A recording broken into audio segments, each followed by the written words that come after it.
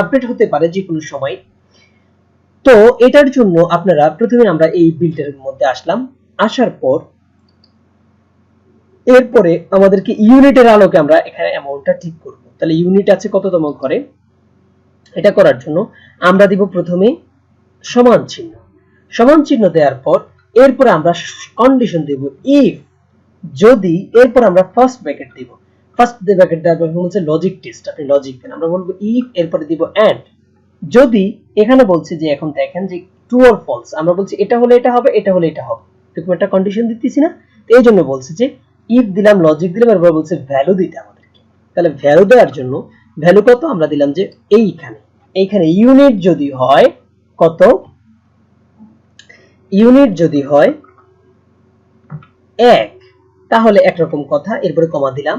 আবার বলছি যে এখানে একটু লিখে দিতে হবে E9, অর্থাৎ এই ভ্যালুস ইউনিটে ঘরটা এই নবম রোর মধ্যে আছে এবং এই কলামের মধ্যে আছে, তাহলে E9 এটা। তাহলে E9 যদি, এরপর আমরা এই চিহ্নটা ব্যবহার করে বললাম যে 100। এখানে কি আপনারা কাহিনীটা বুঝতে পেরেছেন? আমি বুঝিয়ে দিচ্ছি।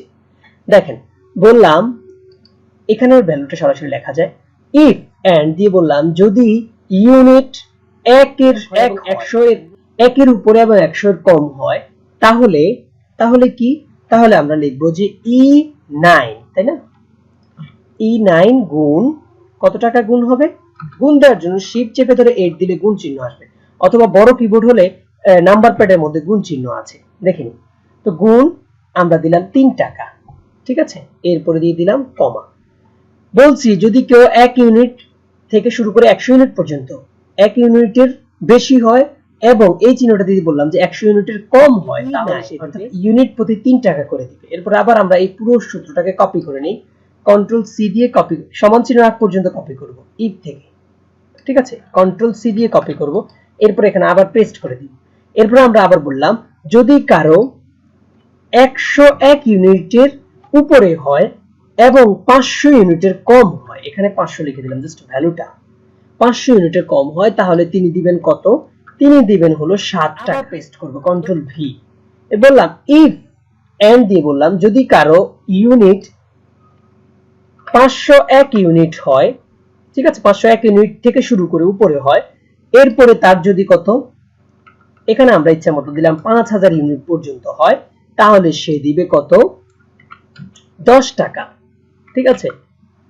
এরপরে আমরা একটু দিলাম যদি আরো শর্ত লাগে যে 5000 ইউনিটের উপরে যদি কেউ ইউজ করে তাহলে তার জন্য তো একটু পর্যন্ত লেখার পর আমরা যদি ডাবল এন্টার দেই, ঠিক আছে, ডাবল এন্টার দেওয়ার পর দেখেন এখানে একটা অলরেডি ভ্যালু চলে। এখন আমরা এই ভ্যালুতে যদি এখানে গিয়ে জাস্ট এই যেটাতে নিচে প্লাস চিহ্ন আসছে না, এখন টান দিলে দেখেন সবার ভ্যালুটা চলে আসছে। অর্থাৎ 1000 টাকা হলে যে 10 টাকা করে, আমরা বলছি না 1000 এর থেকে শুরু করে উপরে হলে 10 টাকা করে আসবে, তো দেখেন এই 10 টাকা করে 10000 টাকা হয় কিনা, তাহলে এইভাবে একটা ভ্যালু চলে আসছে। এখন যদি আমরা এখানে দেই যে আবার এখানে যদি আমরা দেই 50 ইউনিট, দেখেন মুহূর্তের মধ্যে এখানে চেঞ্জ হয়ে যাবে 350 150, তাই না? তাহলে দেখেন 150 ইউনিট চলে আসছে। তো এইভাবে আমরা এখানে সূত্র বসিয়ে দিলাম। এখন ট্যাক্স বের করা একেবারেই সহজ, জাস্ট সমান চিহ্ন দিলাম, তারপরে আমাদের অ্যামাউন্ট, এরপরে গুণ চিহ্ন দিলাম, এরপরে কত 15%, 15 লিখে পার্সেন্টেজ দিলাম, পার্সেন্টেজ আছে কত, শিফট চেপে ধরে 5 এন্টার দিলাম, তাহলে ট্যাক্স আসে কত টাকা, 33 টাকা 75 পয়সা, এই টান দিলাম, এখন প্রত্যেকের ট্যাক্স চলে আসছে। এরপরে সার্ভিস চার্জ স্বাভাবিক 10 টাকা 15 টাকা 20 টাকা, তাহলে আমরা 15 টাকা করে সার্ভিস চার্জ, তারপরে সবাইকে 15 টাকা করে দিয়ে দিলাম। এরপরে ডিউ যদি কারো থাকে, ঠিক আছে, তাহলে ডিউটা যদি থাকে, ধরুন আমরা প্রথম মাসটা হুবহু ডিউ রয়ে গেছে, তাহলে জাস্ট এখানে সমান চিহ্ন দিলাম, দিয়ে আমরা এই প্রথম মাসটা ক্লিক করলাম, দেন এন্টার দিলাম, তাহলে এখানে প্রথম মাসটা ডিউ আসছে। পরে ওনার ডিউ নাই, ধরেন ওনার ডিউ আছে, উনি 500 টাকা ডিউ রেখেছেন, এরপরে উনি ধরেন যে 800 টাকা ডিউ রেখেছেন, আচ্ছা ওনার বিলই তো 150 টাকা, তাহলে ডিউ রাখবেন কত, তাহলে আমরা ডিউ ধরেন যে এখানে উনি 150 টাকা হয়ে গেছে। এরপরে ডিউর কারণে একটা ফাইন আসবে, তাহলে ফাইনটা বের করব কিভাবে, সমান চিহ্ন, তারপরে এই ডিউ গুণ 5% ফাইন, এন্টার দিলাম, তাহলে দেখেন ফাইন বের হয়ে গেছে, ওনার এত টাকার ফাইন কত, 5% এত টাকা, তাহলে যারা ডিউ নেই তাদের জায়গায় শূন্য আসছে। আমি কি এতক্ষণ বুঝাতে পারলাম? আশা করি পেরেছি। এবার টোটাল বের করবা জন্য আমরা প্রথমে সমান চিহ্ন দিব, তারপরে এগুলো সবগুলো যোগ হবে টোটাল এসে, জাস্ট এটা, তারপরে যোগ চিহ্ন, এটা ক্লিক করলাম, যোগ চিহ্ন, এটা ক্লিক করলাম, যোগ চিহ্ন, এটা ক্লিক করলাম, যোগ চিহ্ন, এটা ক্লিক করলাম। এরপরে আমরা এন্টার দিলে দেখেন টোটালে বিল আসছে কত, প্রথম ছিল অ্যামাউন্ট এত টাকা, ট্যাক্স আসছে, সার্ভিস চার্জ আসছে, ডিউ আসছে, ঠিক আছে, না থাকতো তাহলে টোটাল তার এত টাকা আসছে।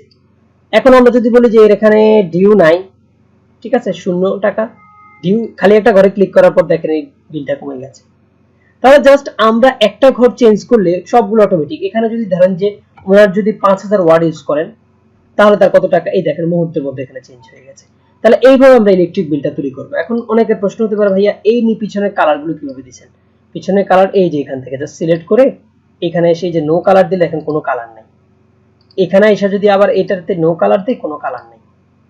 তাহলে জাস্ট এটাতে আমরা লিখছি ধরেন এই তিনটা ঘর সিলেক্ট করার পর এখানে মার্সেল দিলে এরকম খালি হয়ে যায়। এরপরে আপনি জাস্ট ই যা কিছু লেখেন, লেখার পর এরপরে এই ঘরে ক্লিক করার পরে দেখেন এটা অটোমেটিক বড় হচ্ছে। আমরা এটা এইভাবে তৈরি করছি। পিছনে ব্যাকগ্রাউন্ড দিছি কিভাবে, এটাতে ক্লিক করার পর এই যে এখান থেকে ব্যাকগ্রাউন্ড দিয়ে দিছি। মাঝখানে আনছি কিভাবে, এই দেখেন এই মাঝখানে সাইজ বড় করছি এইভাবে। বুঝতে পারছেন? ওকে, আশা করি বুঝতে পেরেছেন। মার্সেল দিয়ে দিলাম, দেন এটা আমরা নোট ফিল করে দেই, তাহলে কাগজ কপি করতে পারি। তাহলে এইভাবে একটা বিদ্যুৎ বিল তৈরি করতে হয়। আশা করি বুঝে আসছে। এরপরে যদি কারো কোশ্চেন থাকে তো আপনারা করবেন, আমরা সলভ করব। ওকে, তো ভালো থাকেন। আসসালাম।